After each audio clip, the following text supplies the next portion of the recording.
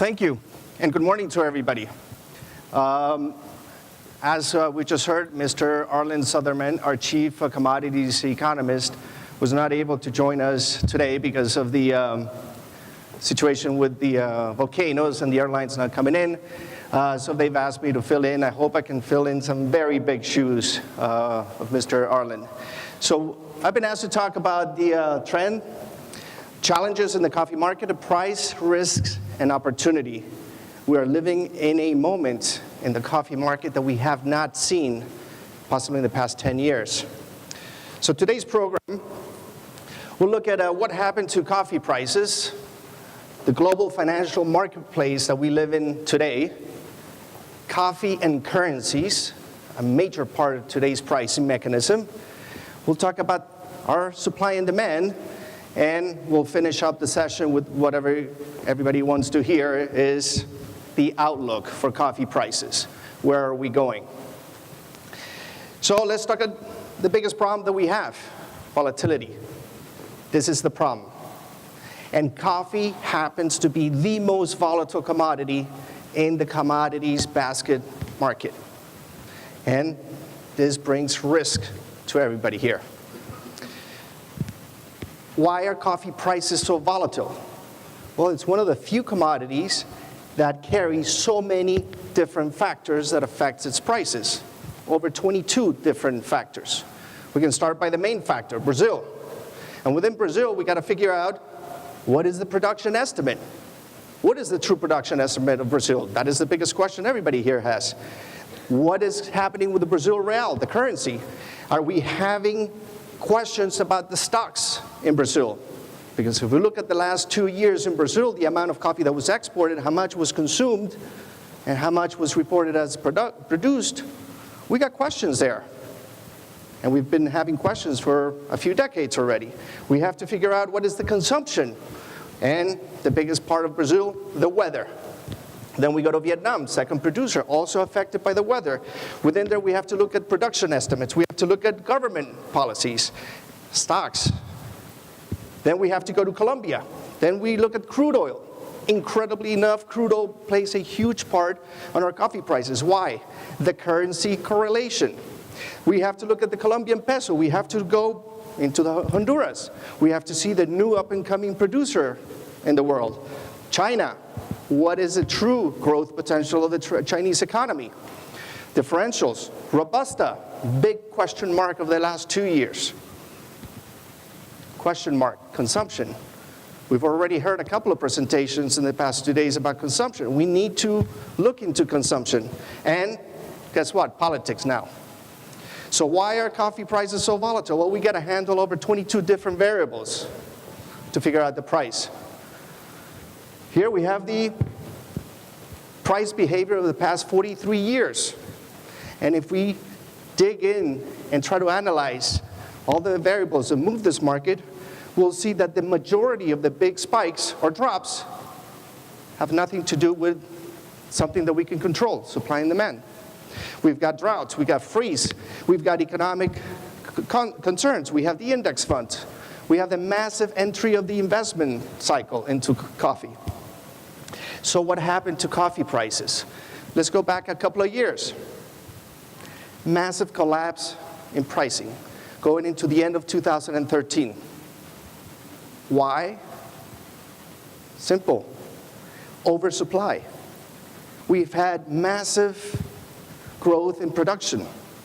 Even though our international organizations were telling us, no, there was a lack of coffee. Well, the reality was otherwise. And because of the moves that we've had from 2008 to 2011, production capacity increased. And we were going into 3 years of consecutive excesses of over 4 to 6 million bags a year. That's where the stocks are. What happened? What changed the whole thing? The drought in Brazil, 2014. We really thought our company that this new change in prices could take us about 2 years. Unfortunately, it only lasted 12 months. Why? Because of the capacity of the new varietals, the capacity of the new farms coming in line. And within a matter of months, we lost 50% in the value of coffee. And now the story is 2016. And we had a massive recovery in prices, 22% in the last few months. Why is that? And that we have a massive 60% recovery in the Robusta cycle. And the answer to these two questions, world climate. Climate is playing an incredible role. And if you look at this map, we see a lot of yellow and red. This is the vegetative health index of the planet. This has to look green, not yellow or red. And we are seeing this effect across the commodity, across the products. In coffee, if you look at the between the equators, we're having problems. So this climate is what changed 2016 and the pricing of 2016, which cut the Robusta production by almost 40% just alone in Brazil, and is affecting Vietnam. As of August of last year, we've had a problem with the Colombian mid-crop. And that has generated another problem for the mid-crop that started April, May, June of this year. Again, shifting the supply cycle. And we have a possibility that this next cycle coming into Vietnam, we could drop another 2-3 million bags out of the Vietnam Robusta production. All of this has created this synergy, this effect into the global prices of a price spike of 2016. And we've had 4 mini freezes over the summer. We've had problems with early rains in Brazil. We've had problems with climatic conditions, and we're still not out of the woods with the rain situation in Brazil. And on top of that, we're coming into a lower biennial cycle for next year for Brazil. This is the effect that brought prices from $1.20 to $1.76. Now, the funds knew this. The funds were seeing this effect. This is the reason why the funds and the investment community has piled on such heavy positions in coffee, because they were seeing this whole thing. This is the reason the market went up. They already bought it. And what's happening is that because of the tremendous position of the funds, we need to be aware that volatility will spike over the next 3 to 6 weeks. And we have no control over that. That's what we're seeing. And we are seeing over the past 3 days the results of it. Second part, the global financial marketplace, the macro picture. We no longer trade in a vacuum. We are part of a much bigger worldwide web of investment products. Coffee, crude oil, wheat, sugar, bonds, currencies, we all form part of this new world order. And if one of the products in the world moves, most likely will have some effect into our coffee prices. So we need to understand what's going on in the planet in order to kind of gauge the future for the coffee prices. And this has created the commodities boom, the new investment tool of the past 14, 15 years, which gave rise to the commodity supercycle, which we have already established that a commodity supercycle has 12 to 14 years of a bull market, but then we can go into 18, 20 years of a dormancy period. And we started the first boom market back in the 70s. It lasted exactly 12 years, and then we went for 19 years of dormancy. We started in 2001, the new commodities boom, and we need to see, are we on the tail end? Are we beginning the end? Are we still within this boom? And one of the things that we have to keep track of, petroleum prices. Because petroleum is the biggest component of all the commodities investment. So if something happens to crude oil, it will resonate throughout the basket. And we can see that crude oil went from $18 to $147 and right back down to $26, only to recover in the last few months. And we need to see what happens in crude oil because we have a concept called the supply shock. Anytime that you have any product with a massive move in prices, you will affect this laws of demand and supply. If we take crude oil from $18 to $147, we need to understand that people will look for different ways of using energy. In the US, If you didn't make a car with at least 8 cylinders, you couldn't sell it. You take oil up to $147, we're going to 6-cylinder, we're going to 4 cylinders, and now we're riding the train. We affect supply and demand forces. How did that turn into oil? This is a chart of the daily variance of oil production in one single day over the past 5 years. You take oil up to 147, the US became the biggest producer of petroleum in the world, overtaking all the big others, Saudi Arabia, Russia, etc. This is the US, exploded in production, invented new ways of producing oil, invented hydraulic fracking. The next set of charts, we'll see where the US was sitting in oil production, 7.8 million barrels per day. That was 2008. 2012 starts gaining. 2014, we surpass. This is because the explosive move in prices. And by 2015, it overtakes the entire world. Supply and demand, because price shocks affected the way we produce and consume the oil. Something very similar has happened in coffee. And the moment prices in crude oil, the main component of all the commodity investment products, the entire commodities basket collapsed. 2015, and we thought 2014 was beginning of the end of the commodities boom. In 2015, we paid the price for producers. And not just coffee, the entire commodities basket collapsed. And coffee, we came off 37%. The only thing that kind of held was, I believe, canola oil because of some disease, and orange juice, another disease in Florida. Other than that, everything collapsed. 2016 came right back. But you see how all the commodities, the basket moves in tandem. And coffee, we're up 20.5%. Again, weather.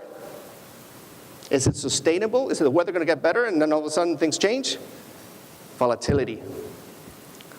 So today when we're sitting at our offices, we need to be watching the radar of the entire commodities basket.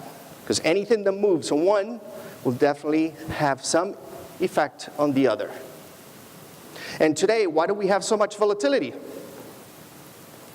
Well, the investment funds, the speculators, just about everybody that has investment money has piled into coffee. This chart shows the speculative position into coffee, to New York Arabica. And we see that we are at the second historical high of speculative long positions into coffee.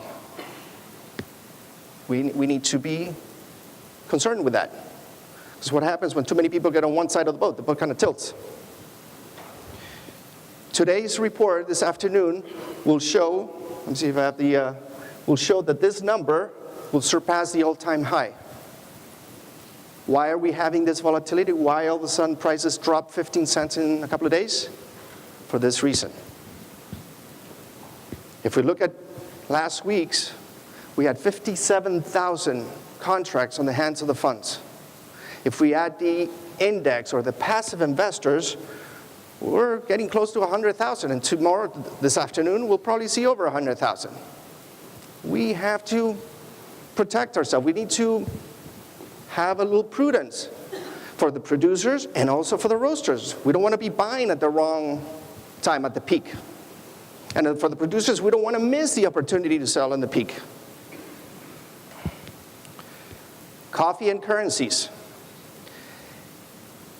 We haven't seen in the past 30 years this amount of volatility in currencies. And it doesn't matter if you buy coffee and pay coffee in dollars, or you buy or sell coffee in euros, or if you're a producer in Colombia or Brazil or Mexico. Currencies form an important part of our coffee pricing. So now, not only do we have to worry about the commodity price volatility as coffee people, now we got to deal with currency fluctuation. And if we want to go a little bit further, we haven't seen the volatility in currencies as the volatility that we've seen in the past 48 hours with the elections, with the problems in Brazil. Brazil devaluated almost 5% yesterday. in a matter of 2 hours, the Colombian peso moved almost 7%, and we have to price our coffee based on all this. The euro is having its problems. The dollar is having its move. All of the coffee has a direct connection with the currency exposure. Quickly, Brazil real.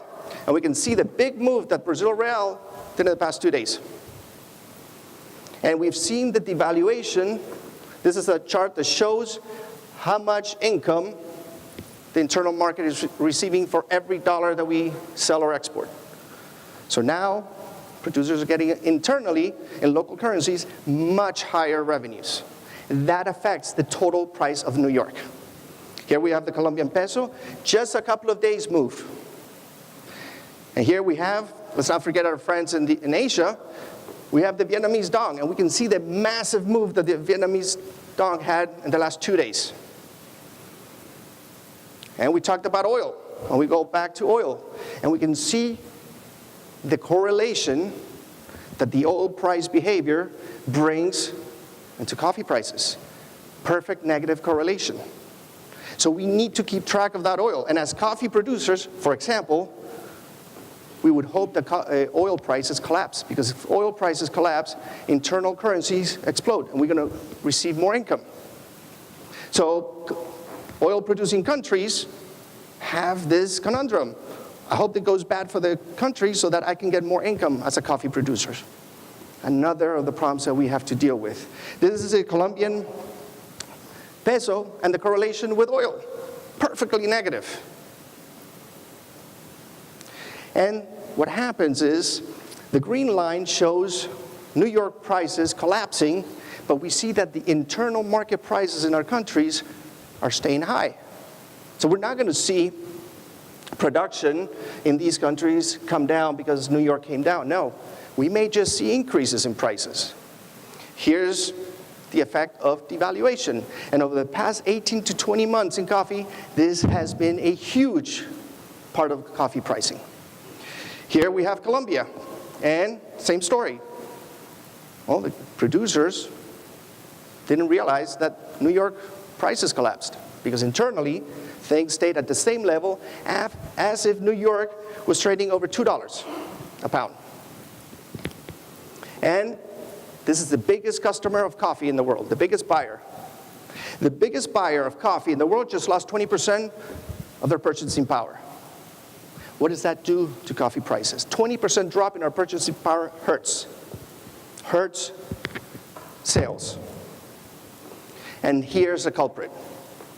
The US dollar. And we have seen that in the past 18 to 20 months, the dollar has taken a dramatic shift in its value. So now we have to keep track of what happens to the biggest single currency in the world over the next 3, 5, and 7 years. Why? Because it is this currency that will dictate where we're going to have the local currencies, the local coffee producing currencies, and that will definitely impact the long-term production cycles of every single country. So we have to watch the interest rates. We have to watch international interest rates. 30% of the world's GDP is sitting today with negative interest rates. The US is at 0%, and we have been promising over the past 18 to 20 months that we're going to raise it. We're going to raise it. Every time we were going to raise it, something happened and we can't raise it this month. We have to look at US fiscal policy, trade balance, global economics. All of these factors will impact coffee pricing. And let's not forget the elections. The elections is one of the reasons we've had so much volatility over the past 3 days. Just a quick note, maybe some of you don't live in America, these are not the candidates. I think they could probably do a better job, but they're not the candidates. And this is what's happening to coffee currencies throughout the planet. Will this have an impact on production cycles? Sure it will. And we need to watch what happens to these currencies, because this will change the internal market prices of all the products and the way it's marketed. All right, let's go into supply and demand. It's incredible that we live and work in the second most voluminous commodity in the world, second only to oil, crude oil, yet we have the worst logistical numbers that money cannot even buy. Over the past 2 years, we've received over 20 different estimates for one single crop in Brazil. And from the low to the high estimates, we can stick a whole Colombia inside of it. And we're going to still be wrong. One of the reasons INTL FC Stone decided to do our research and reports, and some of you have received them, is because we couldn't trust anymore. So we went out and did our own research.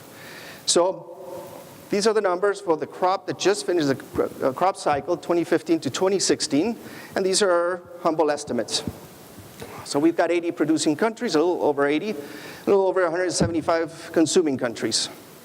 Primary producers, these are our numbers. We put Brazil at 53, just finished. Vietnam at 27, the cycle. Colombia recovered 14, and question mark on Indonesia, somewhere around 10 million. Very difficult to get accurate numbers out of Indonesia. So we're coming up with 153 million bags of production. And if we look at the consumption side, we got the European Union with 42 million, United States 24, Brazil 21, question mark. We have to question it, because if we look at the exports, if we look at the stocks, and if we look at the consumption, some of these numbers sometimes don't match. So we have to question. There's nothing wrong with questioning the numbers. That's one of the things we need to do, question, because that is one of the biggest problems coffee has in the world, unreliable logistics. So we're coming with 151 million bags, and for the year, we're looking at 2 to 3 million bag excess. This number, this excess number, we've been bringing it down from about 5 to 6 million since February or March, because we did see the problems in Brazil. We've had these climatic situation in Brazil, so we have been bringing it down. The funds are also noticing these changes, and that's the reason of the pile-on. These are the, if we can put a chart to it, we're going to end up with a little bit of excess. And 16-17 outlook. We need to see how the problems with the weather conditions develop. It is way too early to look. But for the moment, we're looking at this next cycle. It's going to be a year of netting out. Honduras will go up, Colombia will go down, Brazil will go down, Vietnam will go down. We need to keep track every other month to see where the net effect ends up. And it's going to be a very delicate and very volatile year. And we need to see that we're going into the low biennial cycle. So henceforth, we can expect a reduction in the total world production. And that's what we have to see. And that's what the funds are seeing, and that's the reason of the rally. Consumption.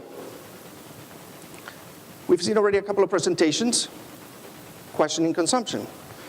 Well, you're going to see a third one, because we need to look into it. If we have thousands of agronomers in Brazil, thousands of agronomers across the planet, counting plants and beans, and we still can't come up with a number of production, do we really know what consumption is? Do we really know where it is at? So we have to be concerned with trends.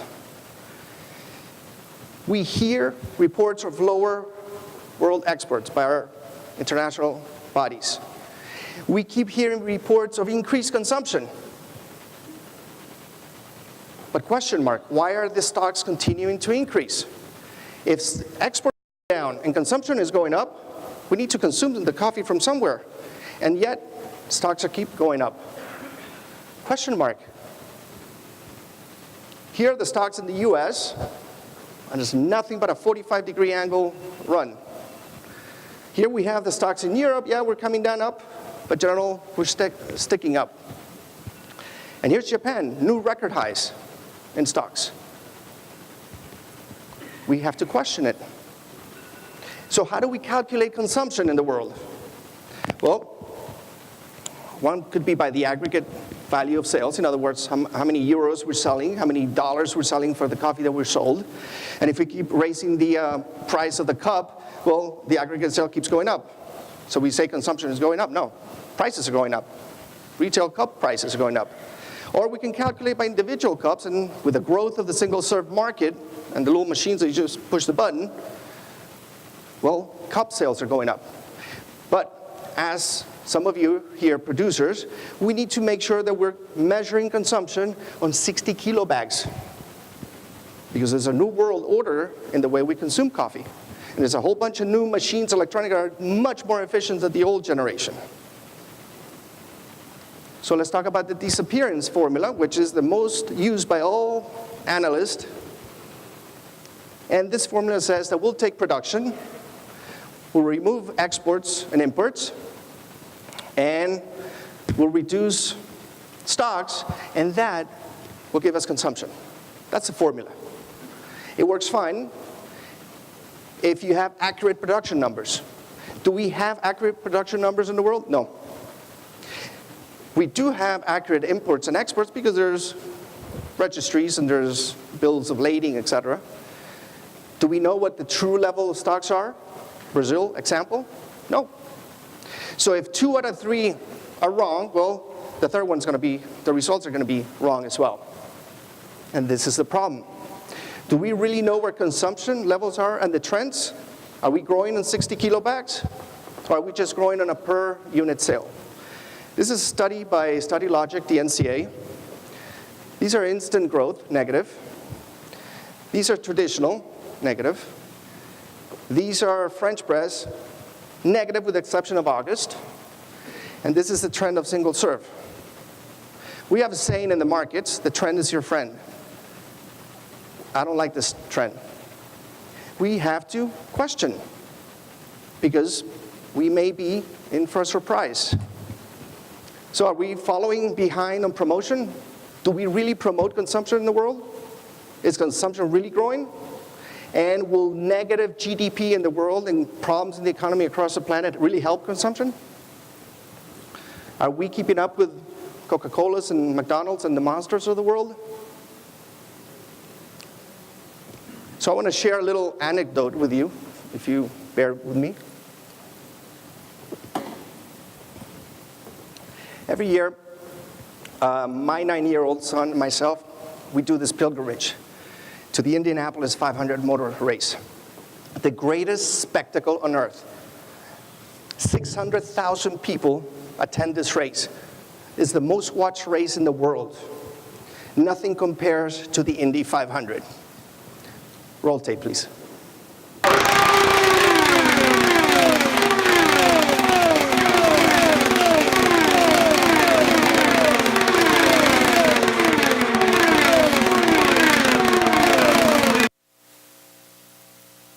"400 kilometers per hour, 245 miles per hour for 3 hours nonstop." For those of you who don't know, where am I going with this? Bear with me a minute. At the end of the race, it is custom that the winner drinks milk. Why? Because everybody drinks champagne, everybody pops the champagne bottle and explodes and wets everybody? No, we drink milk at the Indy 500. And the reason is because a winner in the 1934 race finished the race in a really hot Labor Day race, May 29th, and got out of the car and said, "I'm thirsty, give me a bottle of milk." I guess that's what you would drink back then if you were thirsty. So that became the tradition. So now the winner of the race finishes the races, drinks a sip of the milk, and pours the rest in their head. Tradition.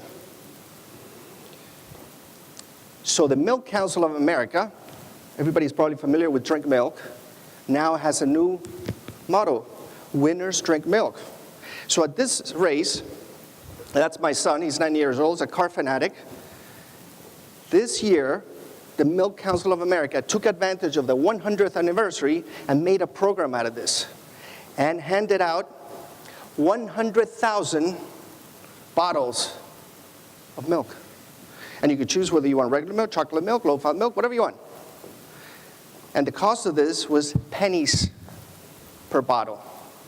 And they went after every single young adult, teenager, and child. My son could not wait to the end of the race to drink the milk. And since May 29th, he has not stopped drinking milk. We are draining the supermarket dry of milk. My wife is asking, maybe next year they'll hand out vegetables at the race. But where am I going with this? What was the single biggest sporting event this summer? The Rio Olympics. And who were their sponsors? We were in Guarujá 3 months before, and I was shocked to see that we're not there. The biggest single sporting event in the history of the coffee-producing countries, and we're not there. Did we just miss the boat? We need to be more creative on this. Not only that, there were reports that they were not serving coffee at the Olympic Village. Incredible, 13,000 athletes, they could not drink coffee because it wasn't being served. Anybody from Australia here? They deserve an applause because they brought their own barista team to supply them with coffee. I thought it was a problem that you couldn't drink coffee or the caffeine or whatever. No, we just missed it. And incredible, are you kidding me? We missed this opportunity. When else in our lifetimes are we going to have an opportunity to showcase coffee in the world? This is the problem that we have. All right, enough. We have to go into the final stretch. Outlook for coffee prices. Anybody that tells you that in 6 months I can tell you what the coffee prices are, run. We live in the most volatile commodity where we have over 22 different factors affecting price, and we've seen everything that affects prices. So anybody that can pinpoint coffee prices in 6 months, call them. We need to play the lottery tonight. So the way INTL FC Stone does it is we take all of these variables and try to set them down into 3 different scenarios to try to gauge with a little bit more transparency where we can be at. So we take 3 scenarios, and we put all these scenarios into different buckets. So we've got 1, 2, and 3. So we have to look at all the variables that we could be having over the next 3 to 6 months. Number 1, weather concerns continue. We're still not out of the woods. Perceived global supply deficits for next year. That's how the funds came into it. Dollar weakens instead of continued strength. The other origins continue to increase production. And Brazil, for this cycle that we finished, we can gauge that they're below 52. And the euro maintains stability. With this framework, this is the channel that we drew for our fourth quarter and first quarter a couple of weeks ago. And we're looking at 160 to 190, and that's where we're sitting. That's where the market has been channeling through. Big concern, primary risk, the heavy speculative position. Scenario number 2, well, we got a little modest Brazil rains. We start getting a little bit more rains. Global supply, we stay in balance. Dollar stable. And Brazil will really come up with 54 instead of the 52, and the funds hold position. That's the channel that we're looking at, somewhere between the 142, 144 to 162.